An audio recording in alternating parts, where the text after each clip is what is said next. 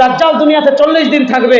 ইয়াউমুন কাসানাতিন, প্রথম দিন হবে 1 বছরের মতো, দ্বিতীয় দিন হবে ইয়াউমুন কাশাহরিন, দ্বিতীয় দিন হবে 1 মাসের মতো, ইয়াউমুন কাজুমআতিন, তৃতীয় দিন হবে 1 সপ্তাহের মতো, ওয়া বাকিলা ইয়ামি কাইয়ামিহা, বাকি 37 দিন হবে সাধারণ দিনের মতো। দাজ্জাল সারা দুনিয়ায় তার প্রভাব বিস্তার করবে। লম্বা ঘটনা, সংক্ষেপে বলছি। দাজ্জাল মাহদির নেতৃত্বে যারা খাঁটি মুসলমান থাকবে, তারা বাইতুল মাকদিসে থাকবে, তারা সিরিয়ায় থাকবে, দাজ্জাল তাদের সাথে যুদ্ধ করার জন্য তাদেরকে ঘেরাও করবে। মাহদির নেতৃত্বে মুসলমানরা ফজরের আজান হয়ে যাবে, একামত হয়ে যাবে অবস্থা, ফজরের নামাজ পড়ার জন্য কাতার সোজা হয়ে যাবে। মাহদী আলাইহিস সালাম এই ফজরের নামাজের ইমামতি করার জন্য সামনে চলে গিয়েছেন, একামত হয়ে যাবে অবস্থা।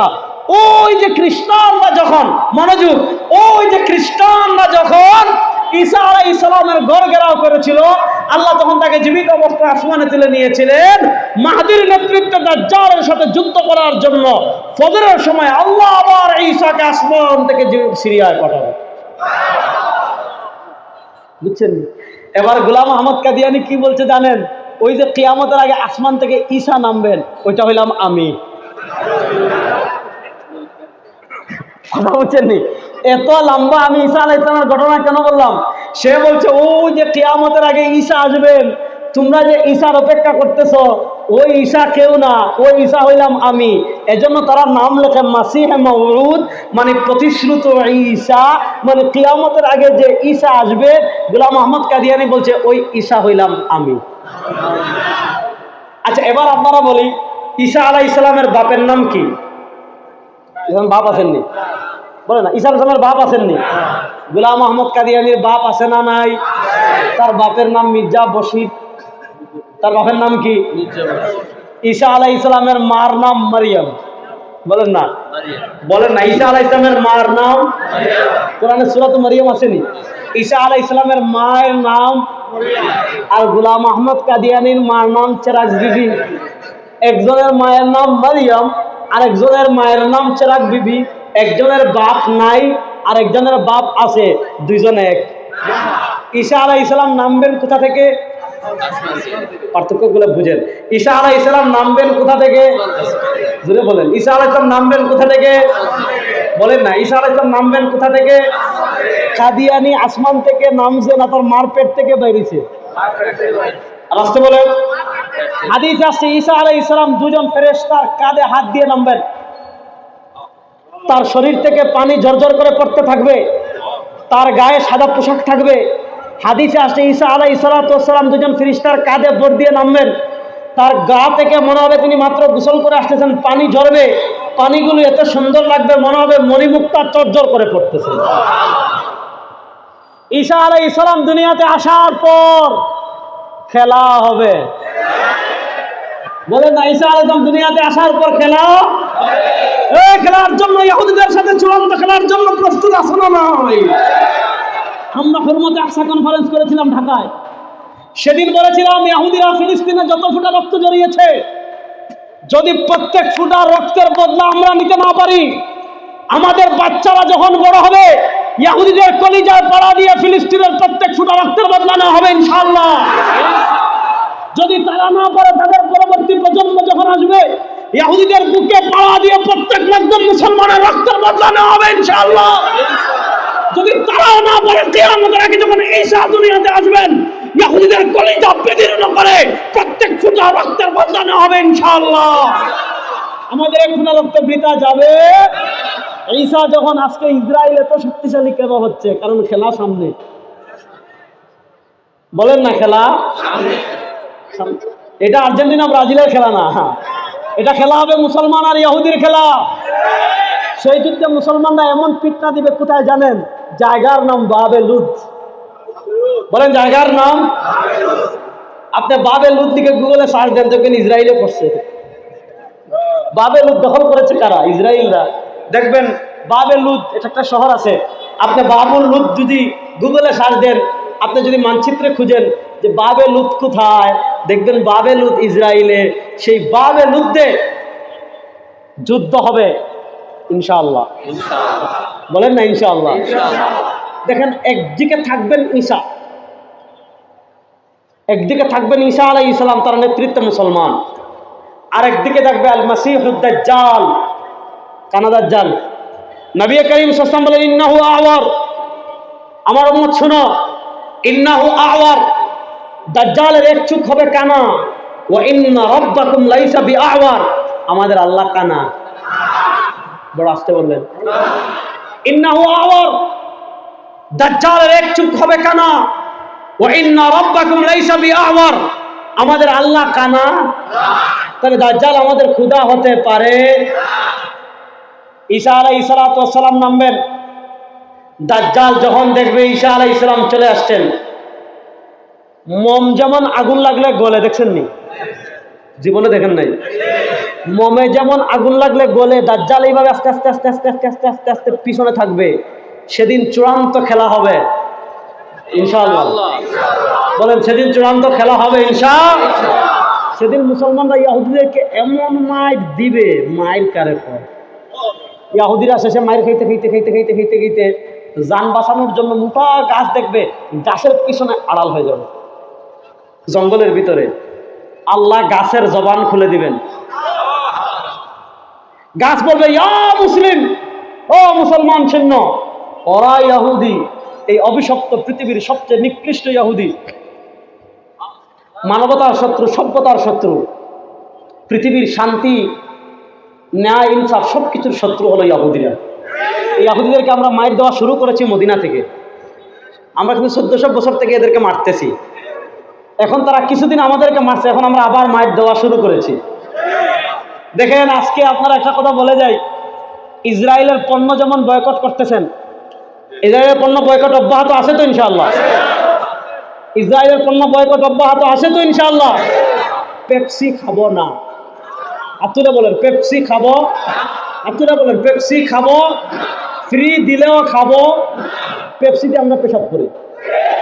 কোকাকোলা খাবো, বলেন কোকাকোলা খাবো, 7 আপ খাবো, কেএফসি, আর আসতে বলেন ইসরায়েলি কোনো পণ্য ব্যবহার করব। এখানে ইমাম মুয়াজ্জিন কল্যাণ পরিষদের মাহফিল, আমি ইমাম সাহেবদেরকে বলে যাব, এই যুদ্ধ শুরু হয়ে গিয়েছে, এই যুদ্ধ চলবে ইনশাআল্লাহ। সুতরাং আমরা প্রথম কিছুদিন আবেগ দেখিয়ে পণ্য বয়কট না, আমরা যতদিন আমাদের প্রাণ থাকবে ইসরায়েলের কোনো পণ্য ব্যবহার করব না ইনশাআল্লাহ। বলেন, ইসরায়েলের কোনো পণ্য ব্যবহার করব। শুনেন, হাদিসে আসছে, গাছের পিছনে তারা লুকাবে, আল্লাহ গাছের জবান খুলে দিবেন, গাছ বলবে, ইয়া মুসলিম ওয়ারা ইহুদি ফাকতুল, ও মুসলমান, আমার পিছনে ইহুদি লুকিয়েছে, তোমরা তাকে হত্যা করো। হাদিস আসছে, ইল্লাল গারকাদ, তবে একটা মুনাফিক গাছ আছে, এর নাম গারকাদ। এই গারকাদ গাছের পিছনে যদি ইহুদিরা লুকায়, এই গাছ কথা বলবে না।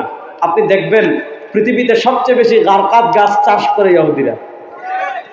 আমরা বলি গারকাদ না, যদি সমুদ্রের নিচে যাস, ওখান থেকে টেনে বের করে পিটানো হবে ইনশাআল্লাহ। যদি হিমালয়ের চূড়ায় উঠে যায়, ওখান থেকে নামিয়ে রক্তের বদলা নেওয়া হবে ইনশাআল্লাহ। তাহলে বুঝেন ঈসা আলাইহিস সালাম, পার্থক্যগুলো বুঝেন। ঈসা আলাইহিস সালামের বাপ, পার্থক্যগুলো বুঝেন। ঈসা আলাইহিস সালামের বাপ গোলাম মোহাম্মদ কাদিয়ানির বাপ আছে না নাই? ঈসা আলাইহিস সালামের মায়ের নাম মির্জা কাদিয়ানির মায়ের নাম। ঈসা আলাইহিস সালাম নামবেন, ঈসা আলাইহিস সালাম নামবেন, কাদিয়ানি বের হয়েছে। ঈসা আলাইহিস সালাম যুদ্ধ করবেন কার সাথে? দাজ্জালের সাথে। কাদিয়ানি তার যুদ্ধ করা দূরের কথা, একটা মশা মারছে কিনা সন্দেহ আছে। সে তো এই ব্রিটিশের দালাল ছিল, ব্রিটিশের টাকা খেয়ে জিহাদ হারাম ফতোয়া দিয়েছে। এবার বুঝেন, ঈসা আলাইহিস সালাম ইন্তেকাল করবেন মদিনায়। ঈসা আলাইহিস সালাম ইন্তেকাল করবেন কোথায়? মদিনায়। রাসূল করিম সাল্লাল্লাহু আলাইহি ওয়াসাল্লামের রওজার পাশে হযরত আবু বকর সিদ্দিক, তার পাশে হযরত ওমর ইবনুল খাত্তাব, আল ফারিক বাইনাল হক ওয়াল বাতিল। হযরত ওমর রাদিয়াল্লাহু তাআলা আনহুকে দেখলে শয়তানও ভয় পাইত। হযরত আবু বকর সিদ্দিক রাদিয়াল্লাহু তাআলা আনহু এবং ওমর ইবনুল খাত্তাব রাদিয়াল্লাহু তাআলা কবরের পাশে জায়গা, একটা কবর পরিমাণ জায়গা খালি আছে, যেখানে হযরত ঈসা আলাইহিস সালামকে দাফন করা হবে। আচ্ছা বলেন, কাদিয়ানি মারা গেছে মদিনায়, পাঞ্জাবে, বলেন কোথায়? হাসপাতালের টয়লেটে। কোথায়? হাসপাতালের। দাফন করা হয়েছে কোথায়? আর এটা মজার তথ্য দেই, দেখেন কাদিয়ানীদের ধর্মীয় গ্রন্থের নাম তাজকিরা, আমাদের ধর্মীয় গ্রন্থের নাম বলেন না কোরআন। আমাদের ধর্মীয় গ্রন্থের নাম, কাদিয়ানীদের ধর্মীয় গ্রন্থের নাম তাজকিরা। এখানে তারা মির্জা গোলাম আহমদ কাদিয়ানীর উপর যত ওহী আসছে, মির্জা গোলাম আহমদ কাদিয়ানীর উপর যত ওহী আসছে সব ওহী তারা লিখে রেখেছে। এবার কাদিয়ানীর একটা ওহী আমি আপনাদেরকে বলি, সে তার তাজকিরার 503 নম্বর পৃষ্ঠায় লিখেছে 14 জানুয়ারি 1906, কথা বুঝেন, 14 জানুয়ারি 1906 সে বলেছে আমার উপর ওহী আসছে, मैं मक्का में मरेगे या मदीने में। সে বলেছে 14 জানুয়ারি আমার উপর ওহী আসছে যে আমি হয় মক্কায় মারা যাব অথবা মদিনায় মারা যাব। আচ্ছা বলেন, আমাদের নবী করিম সাল্লাল্লাহু আলাইহি ওয়াসাল্লামের কোরআনে যত ওহী আসছে, একটা ওহী পৃথিবীতে কিয়ামত পর্যন্ত কেউ মিথ্যা প্রমাণ করতে পারবে না। আর আসতে বলেন, ইন কুনতুম ফি রাইবিন মিম্মা নাযালনা আলা আবদিনা ফাতু বিসূরাতিন মিন মিসলি। কোরআনের একটা নুকতাকে কেউ ভুল প্রমাণ করতে পারবে? কোরআনের একটা হরফকে কেউ ভুল প্রমাণ করতে পারবে? এবার দেখেন মির্জা কাদিয়ানী নিজে বলতেছে 1906 হিজরি 14 জানুয়ারি তার কাছে ওহী আসছে যে সে মক্কায় মারা যাবে, मैं मक्का में मरेगे या मदीने में, সে মক্কায় মারা যাবে অথবা মদিনায় মারা যাবে। সে যে একটা মিথ্যু, সে যে একটা প্রতারক, সে যে একটা বাউতাবাদ, এটা বোঝানোর জন্য আল্লাহ তার ওহী ভুল প্রমাণ করে দিয়েছেন। সে বলেছে আমি মক্কায় মারা যাব, সে বলেছে আমি মদিনায় মারা যাব, অথচ মক্কায় মারা যাওয়া দূরের কথা, মদিনায় মারা যাওয়া দূরের কথা, এই ভণ্ড জীবনে মক্কা মদিনায় যায় না। এবার বলেন, যে বলেছে আমি মক্কায় মারা যাব, যে বলেছে আমার কাছে ওহী আসছে আমি মদিনায় মারা যাব, এবার তার ওহী অনুযায়ী সে মক্কা মদিনায় মারা যাওয়ার কথা ছিল, সে মক্কা মদিনায় মারা যাওয়া দূরের কথা, জীবনে মক্কা মদিনায় যায়ও নাই। সে ঈসা না ভণ্ড? আর আসতে বলেন, সে ঈসা না ভণ্ড? তাহলে বলেন ঈসা আলাইহিস সালাম ইন্তেকাল করবেন কোথায়? বলেন ঈসা আলাইহিস সালাম ইন্তেকাল করবেন কোথায়? তাকে দাফন করা হবে কোথায়? আর গোলাম আহমদ কাদিয়ানীকে দাফন করা হয়েছে কোথায়? তাহলে এবার বলেন সে নবী না ভণ্ড? এজন্য বুঝেন, সব মানে আমাদের আকাবিরগণ কাদিয়ানীদেরকে এত সিরিয়াসলি কেন নিলেন? কারণ সব বাতিলের মাজমা। এরা রাসূলুল্লাহ সাল্লাল্লাহু আলাইহি ওয়াসাল্লামের রিসালাতের উপর, রাসূলুল্লাহ সাল্লাল্লাহু আলাইহি ওয়াসাল্লামের পুত পবিত্র শানের উপর এত দিক থেকে কাদিয়ানীরা আপত্তি করেছে, এত দিক থেকে কাদিয়ানীরা মানে বেয়াদবি করেছে, এটার কোনো শেষ নাই। এজন্য আমাদের নিঃশ্বাস যতদিন আছে আমরা বলে যাব কাদিয়ানীরা কাফের। বলেন, আমাদের নিঃশ্বাস যতদিন আছে ততদিন বলে যাব কাদিয়ানীরা। আচ্ছা আসলেই শেষ। আমাদের নিঃশ্বাস যতদিন থাকবে ততদিন আমরা বলে যাব কাদিয়ানীরা। এজন্য কাদিয়ানীদের সাথে আপোষ করার কোনো প্রশ্নই আসে। আল্লাহ রাব্বুল ইজ্জত ওয়াল জালাল যে কথাগুলো বললাম, আমাকে আপনাদের সবাইকে আমল করার তৌফিক দান করুন। ওঠেন কেন সবাই বলেন, হুজুর আসতেছে, শেষ না। আমিন। ওয়া আখিরু দাওয়ানা আলহামদুলিল্লাহি রাব্বিল আলামিন। ইন আসাবতু ফামিনাল্লাহ ওয়া ইন আখতাতু ফামিন্নি ওয়া মিনাশ শাইতান। সুবহানাকাল্লাহুম্মা ওয়া বিহামদিকা আশহাদু। ওঠেন কেন, বসেন সবাই। সুবহানাকাল্লাহুম্মা ওয়া বিহামদিকা আশহাদু আল্লা ইলাহা ইল্লা আনতা আস্তাগফিরুকা ওয়া আতুবু ইলাইক। আসসালামু আলাইকুম ওয়া রাহমাতুল্লাহি ওয়া বারাকাতুহু। হাত মিলান যখন প্রথম দেখা হয় তখন দেখছেন না, এখন হাত মিলানোর কোনো বিধান নেই। সম্মানিত হাজরিন, আমরা সবাই বসে পড়বো। আমরা এদিক সেদিক ছুটাছুটি করবো না, সকলে বসে যাই ইনশাআল্লাহ। এদিকে সমাজ আমাদেরকে কোরআন হাদিস থেকে, ইতিহাস থেকে আমাদেরকে তকরীর শুনিয়েছেন। আমরা ঠিক ইসলামমূলক সেই তকরীর উপরে যেন আমল করে চলতে পারি। আল্লাহ আমাদের সকলকে তৌফিক দান করুন।